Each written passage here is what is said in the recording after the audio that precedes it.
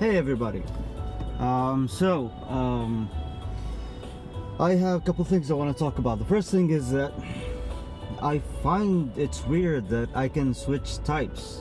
I mean, it might not be exactly like that, but oftentimes I feel I can switch gears in my mind and go from an INTP with dominant TI and an auxiliary NE and so on to being an INTJ.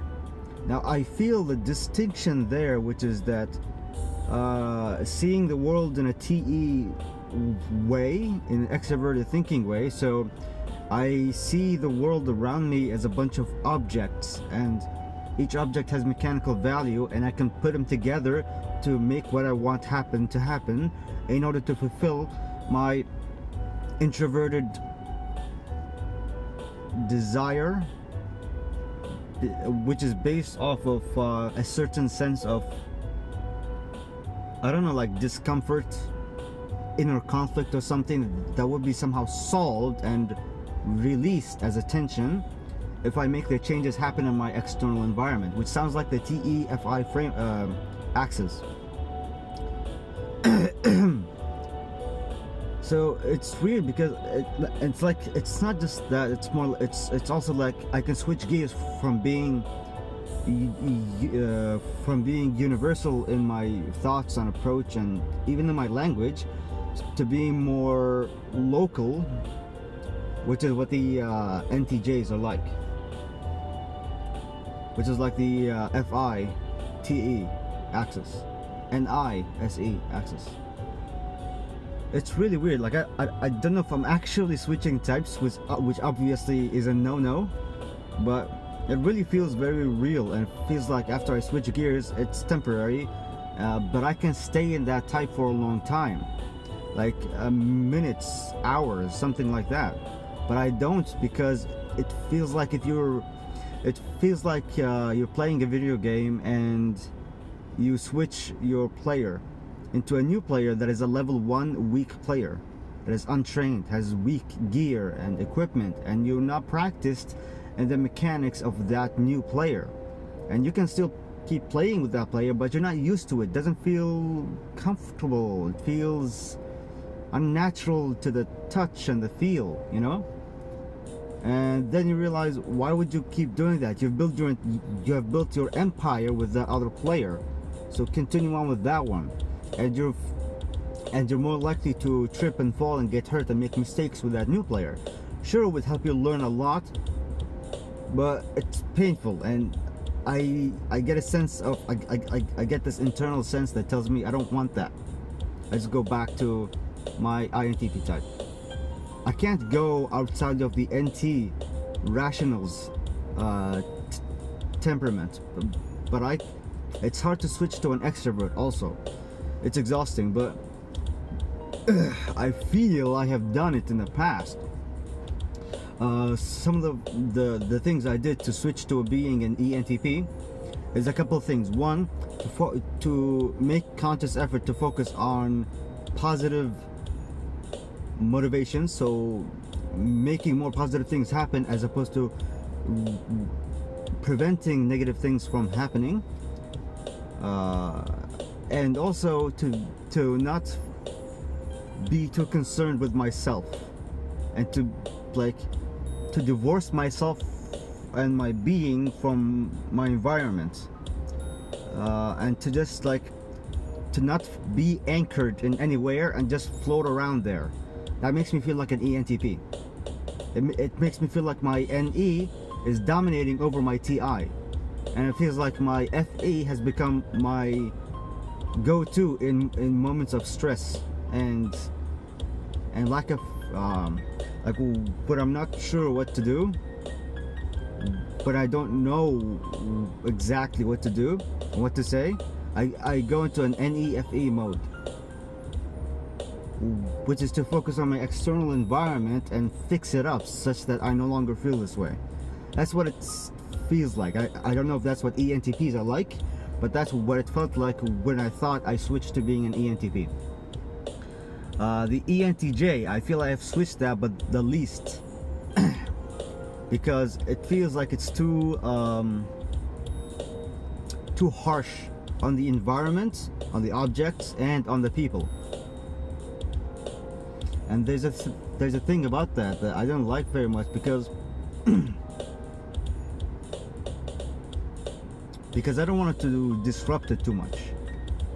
And clearly that's an INTP or maybe even an ENTP thing. It's like the inferior FE or something like that. So because of that, that tells me I didn't actually completely switch. I just like built a virtual environment or a virtual machine or a virtual personality on top of my actual biological personality that behaves like this other type that I am simulating. It might be like that. And I think that, and I believe I wasn't actually able to do that ever until I really learned what each type is like, what each of their cognitive functions and their stack does and how it behaves. And so it tells me that I wasn't actually switching types, I was only simulating types very well. I don't know, whatever. That's just something I wanted to throw out there. It's been 6 minutes. The other thing I wanted to talk about is the more important topic. The note I have here says nothing I say or do is nothing I say or do is not under the umbrella of my type. So my type as an INTP is the alpha quadra, right? And so everything I do is I'm trying to be universal. I'm trying to come up with truths and conclusions and facts that are divorced from me, that are distant from me, irrelevant of me, as if I don't exist, as if I'm just a spectator studying the entire environment. And I'm trying to create something that I can give to everyone, and it will always work to everyone. And stuff I usually come up with are things like read books or try to understand the underlying mechanics of what's creating your problems and fix those. Everything I happen to say always fall under the umbrella of the alpha universal type. I mean quadra. And generally the INTP type or ENTP or TI or any whatever. You know, like it falls under my type, so it wouldn't fit to, let's say, an INFP. My advice don't work for them, and I've had that experience. I've spoken in grave detail to 3 INFPs, and they always get this sense of wow about what I'm saying, about how I talk, about my stories, about my advice, and how logical it is, and how sound my advice is. And they like to hear me talk like I'm talking here in these videos, and they really like it. They enjoy it. They get a sense of wow and wonder and all that stuff. It makes me feel really good to get their reactions and responses to my talks. It makes me feel validated. But my advices, they never do my advice. They never actually do it. And 3 out of 3 INFPs have done none of my advice. None. They put some minor effort. Maybe to them it was a lot of effort, but they put some attempts and then failed and then stopped immediately, because it just, that way of life doesn't fit them. It doesn't work naturally for them. They have to really put too much effort that it's really hard for them to sustain it. It's really, really, really hard for them to sustain it like I can. And so even my universal advice isn't really universal. It's still under the umbrella of my type. And I took a look at Dr. Peterson's advice and his lessons and all that crap. He's probably an INTP. Maybe ENTP, but probably INTP. And all of his advice fall under a similar umbrella, you know? Like it fits me very, very well. And if you do it, it will work for you as well. That's always the case. But it's going to be harder for you to maintain it, such that, I mean, it's going to be harder for you to maintain applying those advices and lessons and stuff, and some other personality types don't think naturally this way, and it becomes a lot harder for them to do those things on a daily basis. And so basically my point here is my attempt at being universal in my lessons, at being universal in what I teach and preach, and not really universal. How do I give someone else advice? How can I help someone else that's of a different type, that thinks differently and perceives differently and feels and experiences differently? And I don't know exactly how they experience or feel. I know it logically, I study it academically kind of, but I don't really understand it. I don't really know it. I can't really comprehend it. I could give them all the advice in the world, but it still wouldn't help them, because it's just, it doesn't fit into their type. It doesn't fit into their nature. And so unless I do it on a very individual level, I'm concerned that I might not be able to help anybody with this kind of stuff ever, because it just, it's just my type, it's just my limits, which sucks. And so my approach, I mean my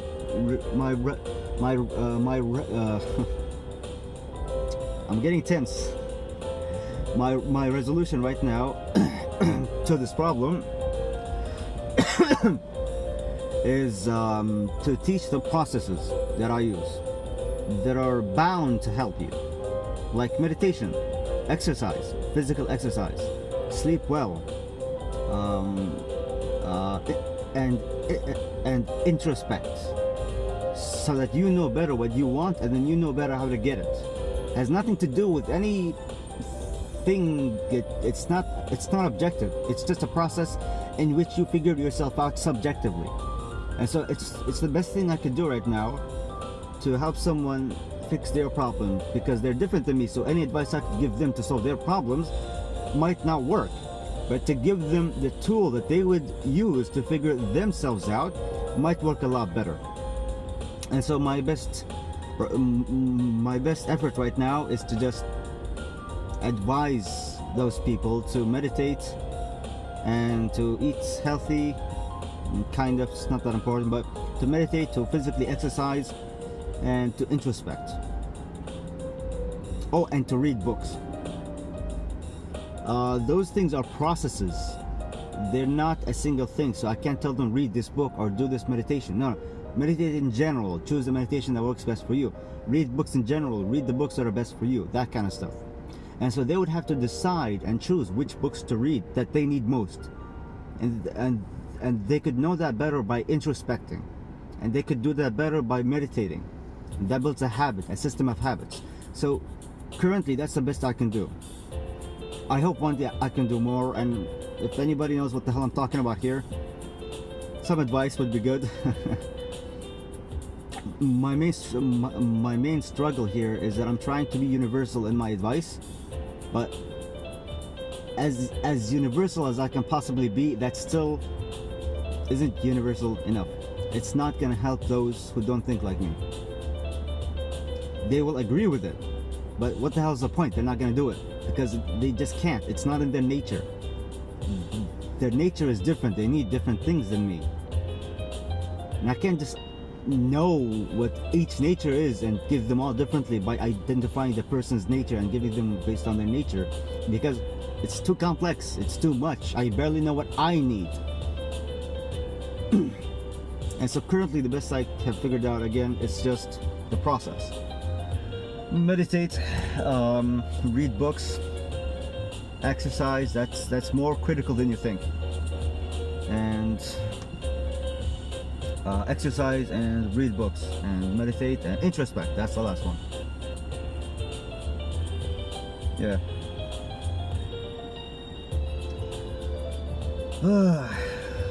I guess that's it. I'm done with the video, but I like to stick around for a few more seconds in case something pops up in my head.